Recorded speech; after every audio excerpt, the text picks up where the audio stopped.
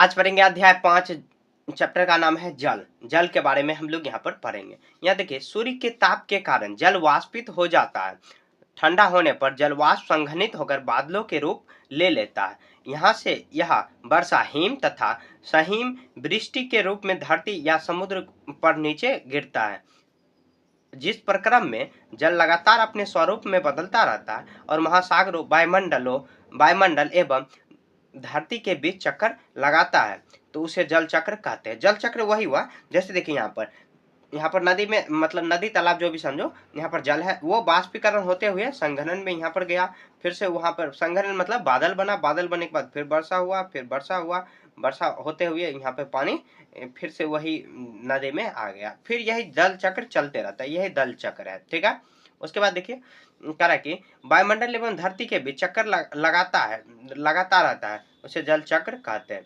पृथ्वी जब हमारी पृथ्वी थलशाला के समान है, हमारी पृथ्वी थलसारा के समान है। थलसारा का मतलब यहाँ पर आप पढ़ सकते हो, मतलब क्या कि वही पानी ऊपर जाएगा, फिर से संघनन होके फिर से वही में आ जाएगा, फिर से जाएगा और फिर से वही में आ जाएगा। जो जल शताब्दियों पूर्व उपस्थित था वो आज भी मौजूद है। जिस जल का प्रयोग आज हम हरियाणा के खेत के लिए सिंचाई कर रहे हैं, हो सकता है कि वह जल सैकड़ों वर्ष पहले अमेजोन नदी पर बहता। जैसे देखिए यहाँ पर जल संग्रहण होके, मान लीजिए बादल, यहाँ पर आप देखते होंगे कि कभी बादल इधर से उधर जाते हुए, तो मान लीजिए यहाँ से पानी, बादल बना, बादल बनने के बाद जाके मान लीजिए ये दिल्ली का जगह जाके लंदन में वर्षा हो गया, लंदन हरियाणा में जाके वर्षा हो गया। तो मतलब क्या, जहाँ का आप ये इस्तेमाल कर रहे हैं, मतलब जहाँ का वर्षा हो रहा है, हो नहीं सकता कि कहाँ का पानी है। ये यहाँ पर देखिए वही बात यहाँ पर भी दिया हुआ है कि जो जल यहाँ पर अमेजोन नदी का बहता हुआ और सैकड़ों साल यही संघनन का मात्रा चलते आ रहा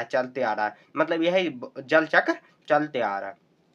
महासागरों एवं समुद्रों का जल लवणीय होता है। महासागरों एवं समुद्रों का जल लवणीय होता है। इसमें अधिकांश नमक, सोडियम क्लोराइड या खाने में उपयोग किए जाने वाला नमक होता है। जो हम लोग खाने में व्हाइट कलर का जो नमक यूज करते हैं वो जल से ही बनता है। ठीक है। अब देखिए यहाँ पर जल, जब यहाँ पर इतना हम लोग जानते हैं क्या कि 1/4 भाग में 3/4 भाग में जल ही है, लेकिन फिर भी कहते हैं कि जल का यूज अच्छे से करो, इसको फालतू में खराब नहीं करो। तो ये मात्र मतलब क्या मतलब होता है।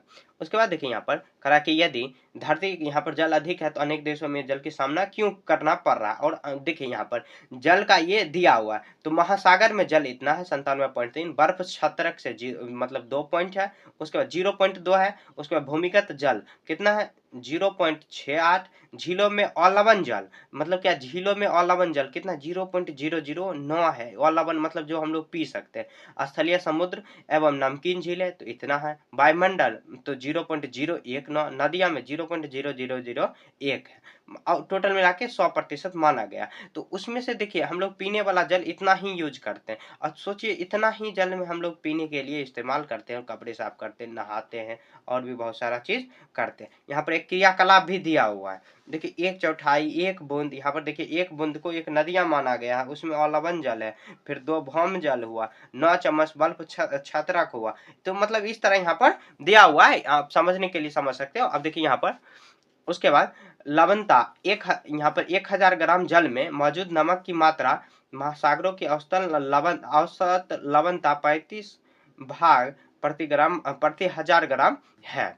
उसके बाद देखिए इजराइल में मृत सागर 340 ग्राम प्रति लीटर लवणता होती है। तैराक इसे पल्लव कर सकते हैं क्योंकि यह नमक में अधिकता इसे संघनन बना देती है। ठीक है। अब देखिए यहाँ पर, अब ये पॉइंट याद रखना, 22 मार्च को विश्व जल दिवस के रूप में मनाया जाता है। जल संरक्षण एवं विभिन्न विधियों में प्रवलित किया जाता है, मतलब उसमें बताया जाता है कि जल कैसे संरक्षण होगा, और भी बहुत सारा चीज। 22 मार्च को याद रखना, कितना 22 मार्च। और 22 मार्च को बिहार दिवस भी मनाया जाता है, ये भी याद रखना। विश्व जल दिवस और बिहार दिवस एक ही दिन दोनों मनाया जाता है।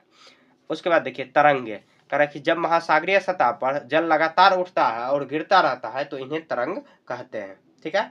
कभी देखे होंगे नदी यार के आसपास गए होंगे तो बहुत सारा मतलब क्या पानी एकाएक रहता है, उसके बाद इधर से उधर होने लगता है, बहुत ज्यादा उसमें ज्वार आने लगता है, उसी को तरंग कहते हैं। उसके बाद देखिए भूकंप, ज्वालामुखी उद्गार या जल के नीचे भूस्खलन के कारण महासागरीय जल अत्यधिक विस्थापित होता है। इसके कारण परिणाम स्वरूप 15 मीटर की ऊंचाई तक विशाल ज्वारीय तरंगे उठ सकते हैं, जो सुनामी। 15 मीटर ऊपर ऊपर सोचिए पानी का ये मतलब क्या उफान आ जाता है, जिससे सुनामी आ जाता है। ठीक है, तो अब देखिए यहाँ पर सुनामी का भी यहाँ पर चर्चा दिया हुआ, तो आप यहाँ पे रोक के वीडियो को पढ़ सकते हैं। ठीक है, उसके बाद देखिए ज्वार भाटा क्या होता है। करा दिन में 2 बार नियम से महासागरीय जल का उठना और गिरना ज्वार भाटा कहलाता है। नियम से ज्वार भाटा को गिरना मतलब उठना, मतलब क्या जो होता है महासागरीय जल होता है उसका उठना और गिरना ज्वार भाटा कहलाता है। अब ज्वार क्या होता है और भाटा क्या होता है, क्या हम देखिए जब सर्वाधिक ऊंचाई तक उठकर जल तट के बड़े हिस्सों डुबो देता है तो वो ज्वार कहलाता है। और जब यहाँ पे अपने निम्नतर स्तर तक यहाँ पे तट से पीछे चला जाता है तो उसे भाटा कहते हैं।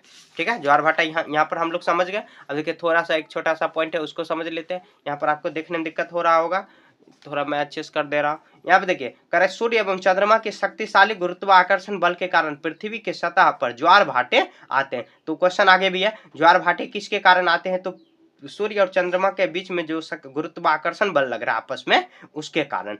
करे जब पृथ्वी का जल चंद्रमा के निकट होता है तो उस समय चंद्रमा के गुरुत्वाकर्षण बल में जल अभिकर्षित होता है, जिसके कारण उच्च ज्वार आते हैं। पूर्णिमा एवं अमावस्या के दिनों में सूर्य चंद्रमा एवं यहाँ पर पृथ्वी के एक क्या दिया हुआ सीध होते हैं, मतलब सामने सामने होते हैं, तो इस समय यहाँ पर सबसे ऊंचे ज्वार उठते हैं। इस ज्वार में बृहत ज्वार, मतलब इस ज्वार को बृहत ज्वार कहते हैं। लेकिन जब चांद अपने प्रथम एवं अंतिम चतुर्थांश में होते हैं तो चांद एवं सूर्य के का गुरुत्वाकर्षण बल विपरीत दिशा में महासागरीय जल पड़ता है, परिणाम स्वरूप निम्न ज्वार भाटा आते हैं। ऐसे ज्वार को लघु ज्वार भाटा कहते हैं। ठीक है, अब उसके बाद देखिए महासागरीय धाराएं क्या होता है। यहाँ पे देखिए महासागरीय धाराएं निश्चित दिशा में महासागरीय सतह पर नियमित रूप से बहने वाली जल धाराएं होती है, तो इसी को महासागरीय धाराएं कहते हैं। तो यहाँ पे देखिए ये हो चुका है, हम लोग अब देखिए अभ्यास को मनाते हैं। तो अभ्यास में देखिए क्या हुआ, सबसे पहले क्या दिया हुआ,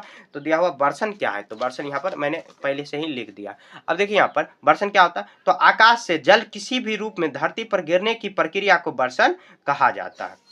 जल चक्र क्या होता है, जल चक्र जिस प्रक्रम से जल लगातार अपने स्वरूप को बदलता रहता है, महासागरों वायुमंडलों एवं धरती के बीच चक्कर लगाता रहता है, जल चक्र कहलाता है।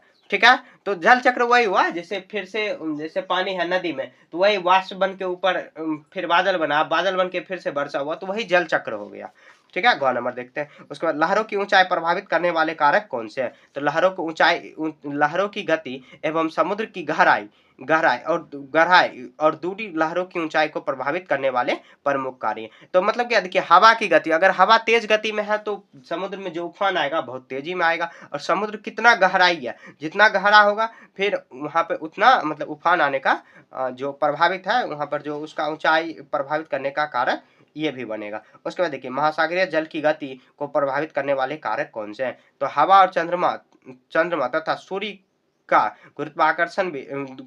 गुरुत्वाकर्षण महासागरीय जल की गति को प्रभावित करने का प्रमुख कारक है। ठीक है, 4 नंबर ज्वार भाटा क्या है, ये कैसे उत्पन्न होता है, तो कह रहा है दिन में 2 बार नियम से महासागरीय जल का उठना और गिरना ज्वार भाटा कहलाता है। जब सर्वाधिक ऊंचाई तक उठकर जल तट के बड़े हिस्से को डुबा देता है तब ज्वार का होता है। और जब यहाँ पर देखिए जब अपने यहाँ पर देख लेना एक बार, इधर भी दिया हुआ, जब यहाँ पर दिया हुआ जब जल अपने निम्नतर स्तर तक आ जाता है एवं तट के पीछे चला जाता है तो भाटा कहलाता है। ठीक है, 6 नंबर देखिए महासागरीय धाराएं क्या है, तो महासागरीय धाराएं निश्चित दिशा में महासागरीय सतह पर नियमित रूप से बहने वाली जल धाराएं होती है। महासागरीय धारा निश्चित दिशा में महासागरीय सतह पर नियमित रूप से बहने वाली जल धाराएं होती है। अब देखिए कारण बताइए, हम देखते हैं। कह रहा है कि समुद्री जल नमकीन होता है, तो उसका कारण देना है। कह रहे समुद्री जल नमकीन होता है क्योंकि नदियां चट्टानों से नमक और खनिज बहाकर समुद्र में लाती है, यह नमक जमा होता है और समुद्र के पानी नमकीन बन जाता है, समुद्र का पानी नमकीन बन जाता है। उसके बाद देखिए ज नंबर, यहाँ पे सॉरी ख नंबर, जल की गुणवत्ता का ह्रास हो रहा है, क्यों? तो देखिए जल की गुणवत्ता का ह्रास हो रहा है, इसका निम्नलिखित कारक है। उद्योग एवं फैक्ट्री का गंदा पानी नदियों में गिरना, घरों में अपशिष्ट नदी मतलब कि अपशिष्ट जो होगा जैसे सब्जी का छिलका हुआ, पॉलीथीन वगैरह ये सब हम लोग नदी में फेंकना, या नहीं तो पानी के स्रोत जो है वहां पर फेंकना। उसके बाद वनों की कटाई, जिससे मिट्टी कटकर जल में मिलती है। वन जैसे कटेगा तो वहां पर मिट्टी का मतलब क्या जड़ बांधे रहता है, वन नहीं रहेगा तो कटाई होगा, मतलब वन नहीं रहेगा पानी आएगा तो वहां पे मिट्टी को बहाए हुए लेके चल जाएगा। अत्यधिक भूजल दोहन एवं जिसमें जल का स्तर गुणवत्ता दोनों घटते हैं। भूजल का दोहन मतलब क्या, जैसे पानी निकाल के हम लोग उसका दुरुपयोग कर रहे हैं तो इसमें हो जाता है, तो इसका जो गुणवत्ता होगा कम ही होगा। तो इसी के साथ ये चैप्टर खत्म हो चुका है। और देखिए यहाँ पर सॉरी सॉरी सॉरी और भी बचा हुआ, यहाँ पर देख लेते हैं हम लोग यहाँ पर। तो यहाँ पर देखिए 3 नंबर एमसीक्यू दिया हुआ है। एमसीक्यू यहाँ पर देखिए करा है कि वह प्रक्रम जिस पर जल लगातार अपने स्वरूप बदलता रहता है और महासागर वायुमंडल स्थल के बीच चक्कर लगाता है तो उसे जल चक्र कहते हैं। सामान्यतः गर्म महासागरीय धारा उत्पन्न करती है, तो कहाँ? भूमध्य रेखा के निकट। दिन में 2 बार नियम से महासागरीय जल का उठना और गिरना क्या होता है? ज्वार भाटा। ये याद रखना बहुत इंपॉर्टेंट है। अब देखिए यहाँ पर मिलान करने वाला कैस्पियन सागर क्या है? तो विशालतम झील है। ज्वार भाटा क्या है? तो जल का आवधिक चढ़ाव एवं उतार। सुनामी क्या है? तो तीव्र भूकंप तरंगे। महासागरीय धारा क्या है? तो निश्चित मार्ग में प्रभावित होने वाली जल धारा है। ठीक है, तो मिलान कराने वाला भी हो गया। अब जो ये खेल का नाम है अंग्रेजी में प्रत्येक यहाँ पर खेल का, ये आपको खुद से करना है। ठीक है, जैसे यहाँ पर देखिए ब्रह्मपुत्र, गंगा, ये सब कारण नदी के इसमें पढ़ेंगे और देखेंगे कि नदी का नाम कहाँ है, तो वही सब देख लेंगे। जैसे मंदिरा हुआ तो ये सब नदी का नाम हुआ, तो ये देख लेना नदी का नाम क्या है। ठीक है, तो ये खेल वाला खुद से आपको बनाना है। तो इसी के साथ ये चैप्टर खत्म हो चुका है। कहीं भी आपको समझने में दिक्कत है तो कमेंट में पूछिए, मिलेंगे नेक्स्ट चैप्टर में। तब तक के लिए जय हिंद, जय भारत।